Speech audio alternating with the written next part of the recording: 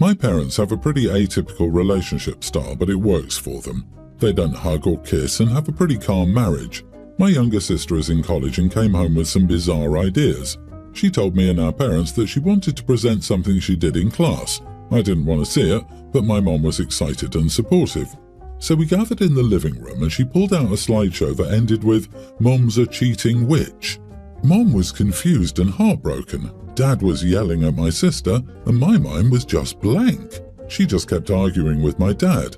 I learned way too much about my parents' lives than I wanted to at the moment. Then she presented her evidence. A really blurry picture of Mom in her car with a guy wearing a baseball cap. She also said that Mom had put in the time to look good, she was getting flowers, and she'd gone through the trash to find out that Mom had thrown out some incriminating stuff.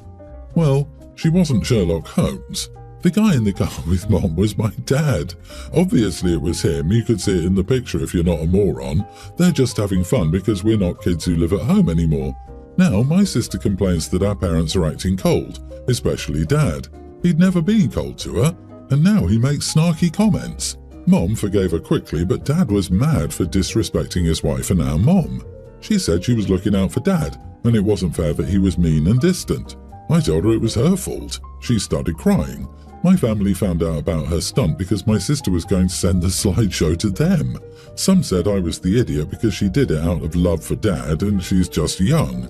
Am I the idiot for telling my sister it was her fault our parents were cold to her after she accused my mom of cheating? Well, she wasn't Sherlock Holmes. The guy in the car with Mom was my dad. This is one of the funniest things I've ever read. Not the idiot. I can totally picture your mum. I have absolutely 100% been having a love affair with that guy since exactly the time I started dating your dad. You've caught me, 30 years on, and I'm still crazy about that guy. Honey, he's your biological father. As a side note, she might want to rethink her career choice if she considered going into detective work.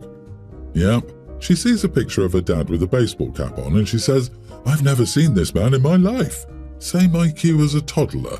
Sort of like when Dad shaves off his beard and his kids cry and run away. What shocks me is how easy it was for her to call her mother a cheating whore. Like what? Yeah, even in the case that your mother had been cheating, what kind of person reveals the cheating in such an awful way? Making a slideshow and showing all of you together isn't about love, it was theatrics and drama. And she was wrong. So she set up a whole thing to embarrass and shame your mom when, it turns out, your mom did nothing wrong. If I were your parents, I'd be upset about that. Dude, your sister has issues. This wasn't normal or intelligent.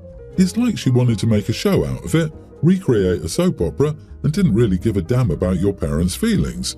If I found out my mum had cheated, I would absolutely talk to her first and make her tell my dad. If she didn't, I would approach my dad privately, tell him, be there for him, etc. OP should respond with a PowerPoint labelled, "Reasons why sister is a moron." If sis gets angry, OP can say this is how she thought sis preferred breaking up setting news and showing love. You told her the obvious truth, the consequences of her actions. She made a massive error. This was not the kind way to handle it. I wonder if she was recording it somewhere for some TikTok React video and whatnot. My two oldest kids are in college and working part-time to earn spending money. They live at home and we pay for their tuition, cars, insurance, and basically everything except their spending money. I have a small construction company and run a crew of about 15 men, including my son. Lately, we've been doing mainly roofing jobs. My son's job is to help remove the old shingles, pick up any shingles that missed the dumpster, and help prep the roof. Once the installation starts, he delivers a steady stream of shingles, nails, and other materials to the nailers. It's a dangerous and challenging job, so I pay him about $25 an hour. My daughter works as a cashier, but most of the time she's standing at the self-checkout lanes and rarely behind the register. She's paid about $15 an hour. Last weekend, my son bought his girlfriend a new iPhone for Valentine's Day, and he was talking about the restaurant he would take her to. Since it's an expensive phone and restaurant, my daughter asked where he got the money. That led to how much I paid him, and she got mad. He's been working with me for about 4 months, but she's never shown any interest in what we do or asked anything about his job or pay, so it surprised her. The short version of a week-long argument in our house is that she thinks it's unfair that he's making so much more than she is. I offered her the same hourly wage if she wanted to join her brother on the roof, but she went once and didn't finish the day. Instead, she wants us to compensate for the difference in their paychecks. My wife thinks I should find an easier job, like just letting her pick up the shingles that miss the dumpsters. I said that's an easy job, and I'm not paying her $25 an hour for a minimum wage job. I told her she could make as much as her brother, but she didn't want to carry heavy, dirty shingles. Now both women are giving me the silent treatment. Last night my wife went so far as to eat dinner with our daughter before my son and I got home at 6, and later went to bed without saying a word to me all night. Am I the idiot for not filling the pay gap? Edit, my wife doesn't work. She stays at home and cares for our younger kids. I didn't make it clear, but our daughter works for a grocery store, not for me. I have a very small company. With 15 men, I have 2 crews on large jobs or 3 on smaller jobs. There's no bookkeeping or other positions she can do because I do those on the weekends. There are only the construction positions. None of our kids are interested in taking over my company, and it'll close when I retire. Our son just got accepted into dental school, and our daughter is almost done with her education. Our younger kids have their own dreams. Not the idiot. This is a valuable life lesson for both your children, who must rely on themselves to earn what they want. How would your son feel if his sister, who quit the same more taxing job he performs daily, just got a free ride because she stomped her feet and threw a tantrum? And how would your daughter behave in the cruel real world if you gave in now? She would go up to people she isn't related to and demand things she hasn't earned, or turn down key career opportunities because she thinks she can and should start at the top right away. And their mother. Holy cow, she needs to set her perspective as an adult straight, or maybe get some roof time in. I had to reread it, but his daughter doesn't even work for him. She works for a totally different employer. The entitlement is gross. OP, you're the only sane adult here. Some things must be learned and not twisted at home to create wrong expectations regarding the real world. Wonder what Mom would say if the daughter was doing complex office tasks and making more than their son. OP, your wife isn't doing feminism any favors. If your daughter can do the work but chooses not to, that's her choice. I tell my kids, choose your consequences. You've offered your daughter the opportunity to make the same pay as your son. She has chosen her consequence. My parents have 4 kids. I'm a male teen, the oldest, and the next is my brother Harry, younger teen, then my sister Jazz, tween, and then my youngest sister Amy, pre-tween. Harry and Jazz have autism. Neither can talk clearly, but mumbling is the best they've learned, and they were delayed developmentally, so walking came later for them as well. Harry and Jazz are in a special needs school, a private one, because my parents wanted the best chance for them, and this place was highly recommended. Both my parents work longer hours for this, and because of the longer hours they work and the aftercare they're paying for Harry and Jazz, it's meant I needed to take on more responsibility, especially with Amy. I care for her every day after school until our parents come home. That includes cooking and deep cleaning the kitchen after I finish making food for us, so my parents can cook for Jazz and Harry and not risk any issues with the food, because both have highly sensitive taste buds and limited diets. When Harry and Jazz go for respite or all-day therapies, my parents make time for Amy and just Amy. They don't want her to feel left behind or like she doesn't matter. I do not get the same attention. I never did, even when I was younger and things were bad. Amy was always the kid they prioritized time with when they had it, and I had expectations put on me that I would do my best to give her a great childhood.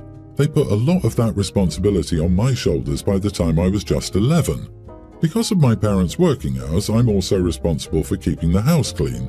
Sometimes I'm the only person who cleans in a week. I used to try and get Amy to help out with some light stuff, but my parents told me to let her enjoy her childhood.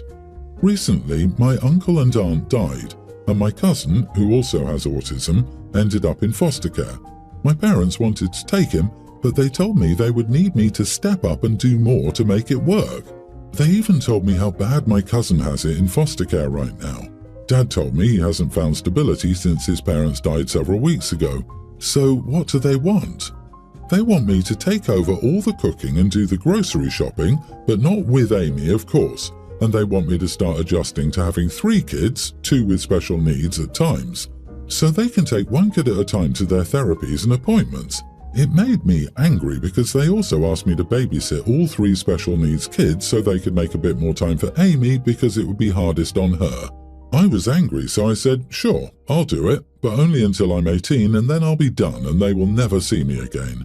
My parents told me my anger was unwarranted and that everyone has to make sacrifices when a family is dealing with this many special needs kids. Am I the idiot? Not the idiot, but what the heck? I'm sorry for what you're going through, little bro. I'm so angry for you right now. They expect you to throw your whole life away to look after kids that aren't even yours. You don't need to feel guilty about wanting to leave. You don't need to feel guilty for feeling angry and neglected. Taking care of your siblings or cousins should not be your job. When OP is 18, Amy will be a tween. This tracks with the age at which they started giving OP housekeeping and babysitting chores. OP should make a phone call to CPS if he sees his parents parentifying the youngest like that. OP should also go no contact with his parents once he turns 18. They have abused and neglected him since he was 10 years old. It's a shame that other adults, as teachers or grandparents, didn't realize or didn't care and didn't step up to protect OP. Dude, you better have an actual working plan for getting out at 18 or you're doomed until you figure it out. Neither your current days nor the ones your parents are planning for you leave you with the time to earn money for independence. You have no responsibility for their choices, but that won't matter if you can't get out.